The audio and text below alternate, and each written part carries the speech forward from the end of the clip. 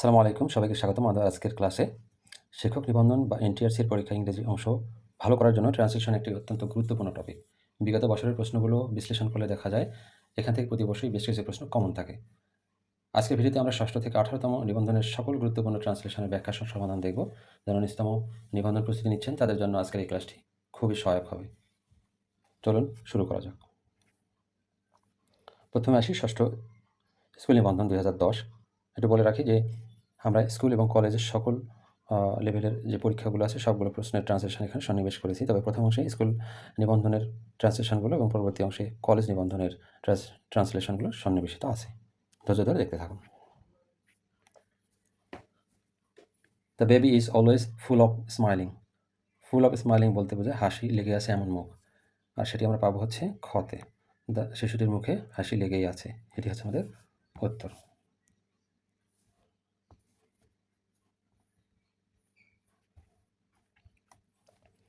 The tree is in flower. In flower মানে ফুল ধরা, তার মানে গাছটিতে ফুল ধরেছে। উত্তর হচ্ছে খ, গাছটিতে ফুল ধরেছে। The tree is in flower. Patience is bitter but it's fruit is sweet. Patience মানে ধৈর্য, ধৈর্য হচ্ছে খুবই তিক্ত, বিটার, আর কিন্তু এর ফলটা হচ্ছে মিষ্টি। তাহলে এখানে আমরা লক্ষ্য করলে দেখব যে ধৈর্য তিক্ত হলেও তা মিষ্টি না, মিষ্টি ফলটা হলে না, ধৈর্য ধরো মিষ্টি ফল পাবে তাও না, সবুরে মেওয়া ফলে। যদি হুবহু অর্থ নেই, কিন্তু এইটার অর্থের সাথে আমাদের প্রশ্নের উত্তরের অর্থ মিলে যায়। আমাদের উত্তর হবে ঘ।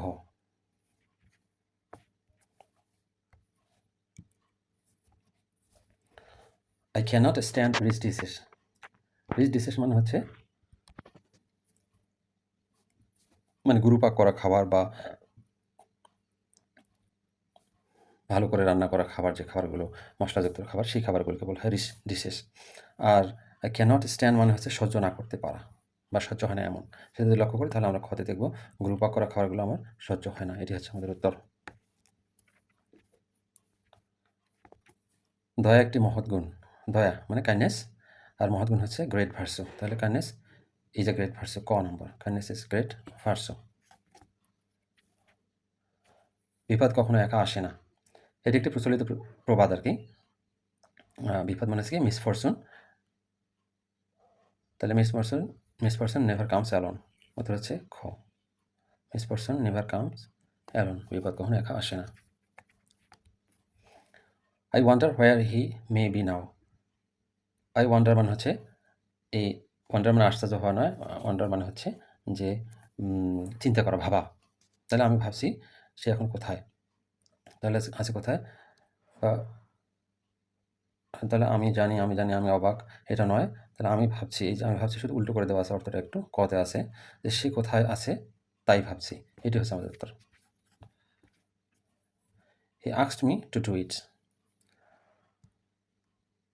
এই টু ডু মানে হচ্ছে করতে সেন্স বোঝায়, টু ডু করতে, টু গো যেতে, টু ইট খেতে ইত্যাদি বোঝায়। তাহলে হি আস্কড মি, তিনি আমাকে জিজ্ঞেস করেছিলেন এটা করতে, তাহলে কোথায় আছে, তাহলে তিনি আমাকে এটা করতে বলেছিলেন, গো।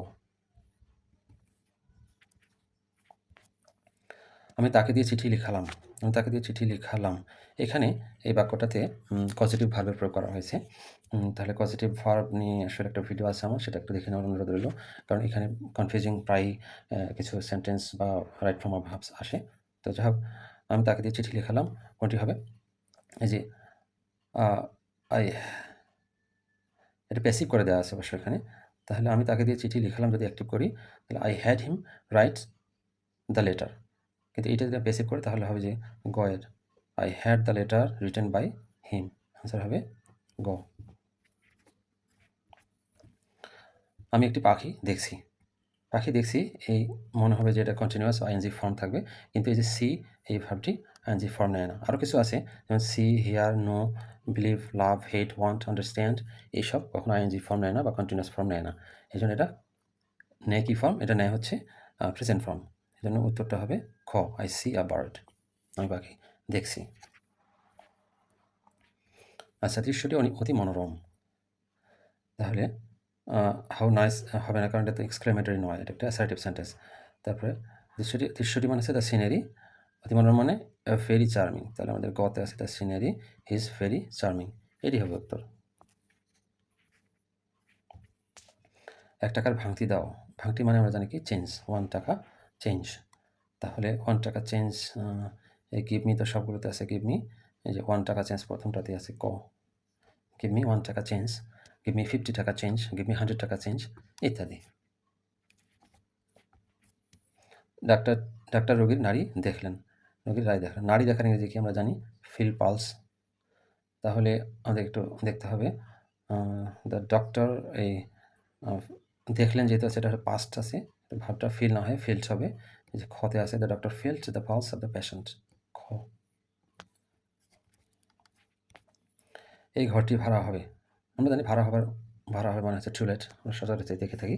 তাহলে হবে হচ্ছে the house is to let, ক নম্বর, the house is to let. তাহলে ফর লেট হবে না, উইল বি সোল্ড হবে না, দিস হাউস রেন্ট হবে না, রেন্ট হয় না বাড়ির ক্ষেত্রে, the house is to let. আচ্ছা, আমরা এখানে চলে আসলাম হচ্ছে সপ্তম নিবন্ধন পরীক্ষা 2011তে স্কুল পর্যায়ে। এখানে এসেছি। সে দিন আনে দিন খায়, এটি একটি প্রবাদ বাক্যের মতো এটি আমরা সংযোগ করা। তাহলে he lives from hand to mouth, এটা আমরা জানি he lives from hand to mouth.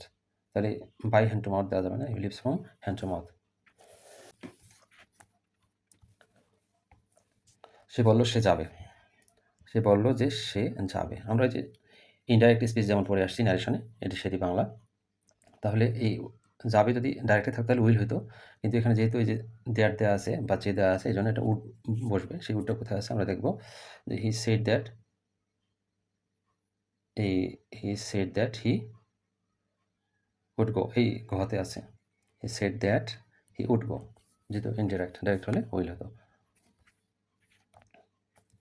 আমি বরং মরবো কিন্তু ভিক্ষা করব না, তাহলে উড রাদার এটা দিয়ে হবে। এবং এই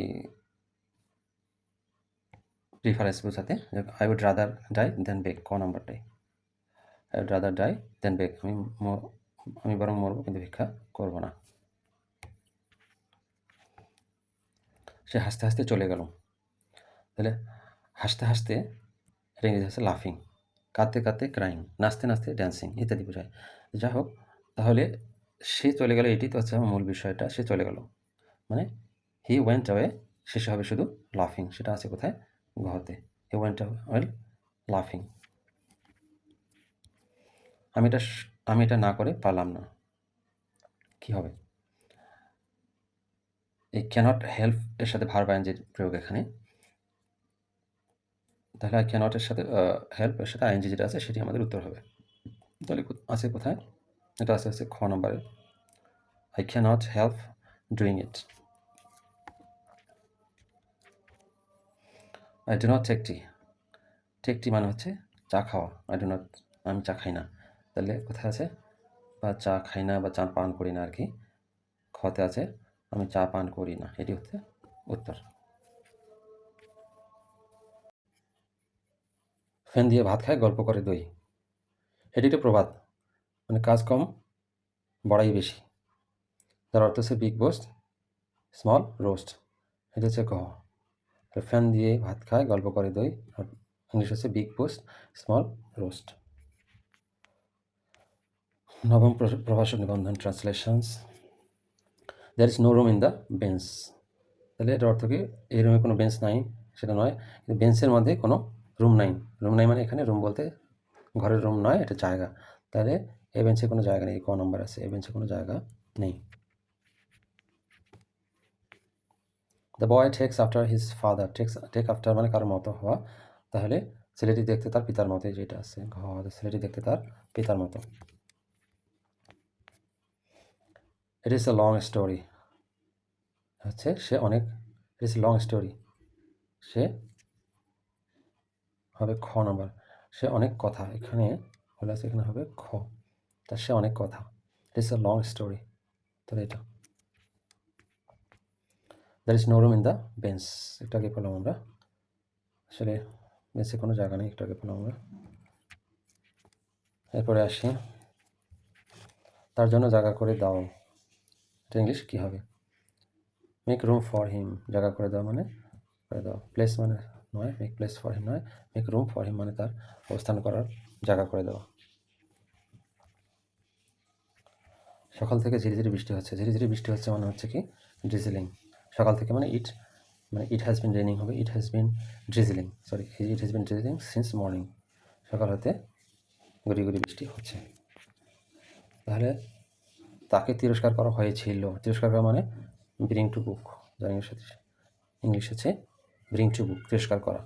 তাহলে হি ওয়াজ, যেহেতু এটা প্যাসিভ, ব্রিংটা ব্রট হয়ে যাবে, হি ওয়াজ ব্রট টু বুক হবে, যে গ নম্বর আছে, হি ওয়াজ ব্রট টু বুক, তাকে তিরস্কার করা হয়েছিল। এরপরে আসি,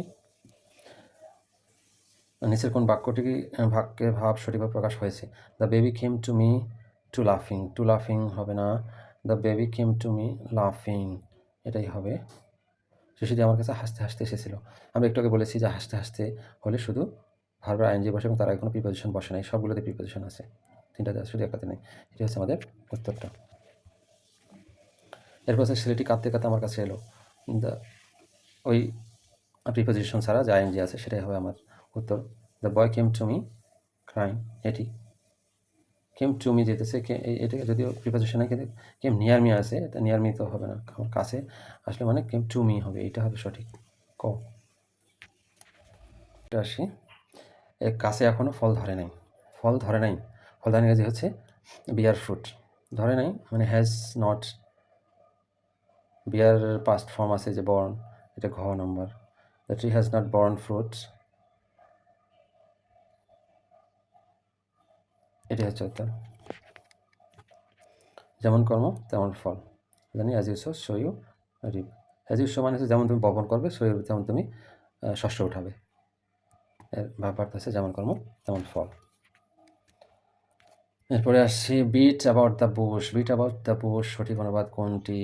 বিট অ্যাবাউট দ্য বুশ এটি একটি ইডিয়ম যার অর্থ হচ্ছে মূল কথা এড়িয়ে ঘুরিয়ে পেঁচিয়ে অন্য কোনো কথা বলা, মানে মূল বিষয়টাকে এড়িয়ে চলা। সেটা যদি লক্ষ্য করি তাহলে আমরা এখানে অন্ধের সাগরের ভাষা এটা নয়, অন্ধের কিংবা রাতে কিংবা দিন তাও নয়, যেখানে দেখি সাগরিয়ে দেখো তাই, তন্ন তন্ন করে খোঁজা এটা নয়। তাহলে এখানে এক্স্যাক্টলি ওই অর্থ দেয় এরকম এক্স্যাক্টলি পাওয়া যাচ্ছে না, কিন্তু ইনডাইরেক্টলি শুধু গটাই হতে পারে, গয় উত্তর এখানকার। আচ্ছা, লাস্টলি আছে কি ধূমপান স্বাস্থ্যের জন্য ক্ষতিকর। ক্ষতিকর মানে হচ্ছে কি ইনজুরিয়াস হতে পারে। এখানে অবশ্য টেল আপন ক্ষতিকর, এই যে টেল আপন একটা ফ্রেজ আছে, তাহলে স্মোকিং ইজ টেল আপন হেলথ, এটাই হবে উত্তর, টেল আপন। ডেঞ্জারাস নয়, ডেঞ্জারাস মানে ভয়ঙ্কর, ক্ষতিকর নয়। ব্যাড মানে খারাপ, অর্থটা smoking is bad for health, এটাও নয়, খারাপ নয়, এটা ক্ষতিকর। ক্ষতিকর মানে হচ্ছে টেল আপন, টেলিং আপন, খ। স্মোকিং ইজ টেলিং আপন হেলথ। তো এটাই ছিল এই পর্যন্ত এনটিআরসির পরীক্ষা আসার সমস্ত ট্রান্সলেশনের উত্তর ও ব্যাখ্যা করার চেষ্টা করেছি। পরবর্তীতে অন্য কোনো বিষয়ে আলোচনা হবে, সে সাথে থাকার জন্য ধন্যবাদ।